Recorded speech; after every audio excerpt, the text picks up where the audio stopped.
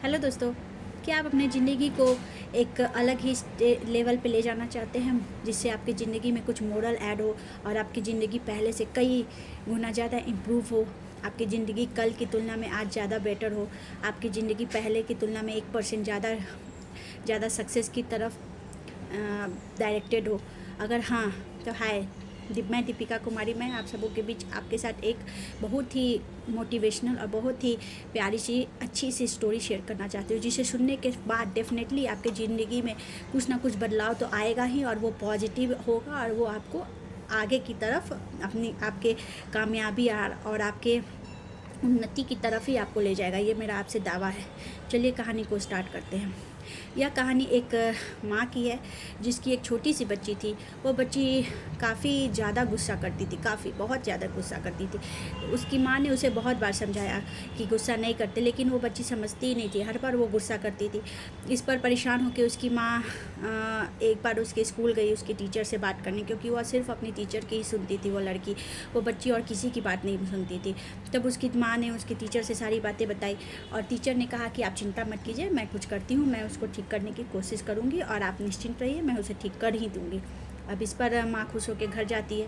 और जिस दिन फिर अगले दिन जब वो लड़की स्कूल आती है, तो टीचर क्लास में अनाउंस करती है कि आज हम पढ़ाई नहीं करेंगे, आज हम एक नया खेल खेलेंगे। तो सब बच्चे खुश हो जाते हैं, वो बच्ची भी खुश हो जाती है। वो पूछती है कि क्या, कौन सी खेल खेलेंगे मैम? तो वह मैम बताती है कि आज हम एक ऐसा खेल खेलेंगे जिसमें अगर आपको गुस्सा आता है, दिन में जितनी बार भी गुस्सा आता है, आपको स्कूल के इस दीवार पर जाकर एक कील ठोकनी है। जितने बार गुस्सा आएगा उतनी कील ठोकनी है।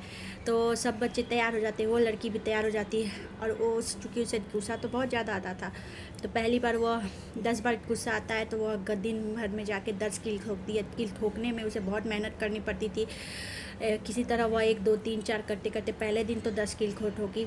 फिर उसे बहुत मेहनत लगा, उसको लगा कि क्या इतनी मेहनत करनी पड़ रही है। फिर अगले दिन उसने थोड़ा गुस्सा कंट्रोल किया, तो 8 बार गुस्सा आया तो उसने 8 कील ठोकी। उसे फिर से लगा कि कितनी मेहनत करनी पड़ती है कील ठोकने में, इससे तो अच्छा है कि मैं अपने गुस्से को ही कंट्रोल कर लूँ, इससे कम मेहनत में तो मैं अपने गुस्से को ही कंट्रोल कर लूँगी।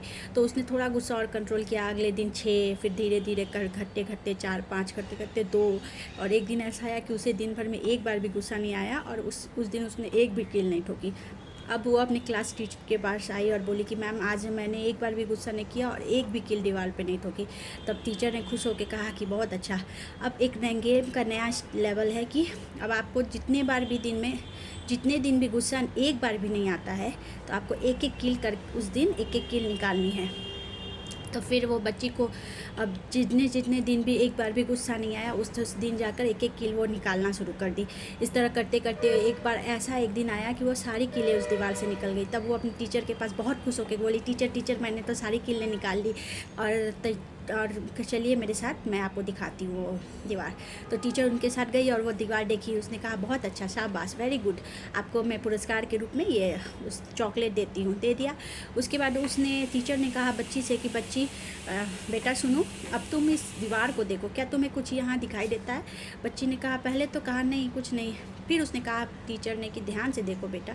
तो उस बच्ची ने जब ध्यान से देखा तो उस दीवार पे कुछ कील ठोकने के कुछ निशान दिखाई दे रहे थे। वो निशान गड्ढा उसमें रह गए थे। तो उस बच्ची ने टीचर से कहा, यस मैम, इस दीवार में उस कील ठोकने के निशान रह गए जो कील मैंने निकाल दी हैं।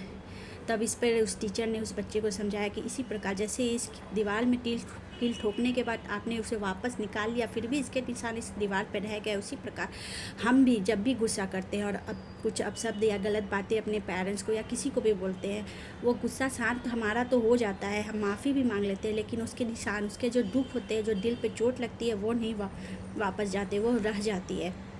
इसलिए हमें कभी गुस्सा नहीं करना चाहिए, और गुस्से में कभी कोई गलत बात नहीं बोलना चाहिए। किसी के दिल को, मन को ठेस नहीं पहुंचाना चाहिए, खासकर अपने माता पिता और उनको जिनसे हम बहुत प्यार करते हैं और जो हमें बहुत प्यार करते हैं। इसलिए हमें अपने गुस्से पे नियंत्रण करनी चाहिए, क्योंकि गुस्सा बाद में तो शांत हो जाता है, लेकिन वो जो जख्म देता है वो कभी नहीं बढ़ते। इसलिए हमेशा हंसते रहिए, मुस्कुराते रहिए। Thank you.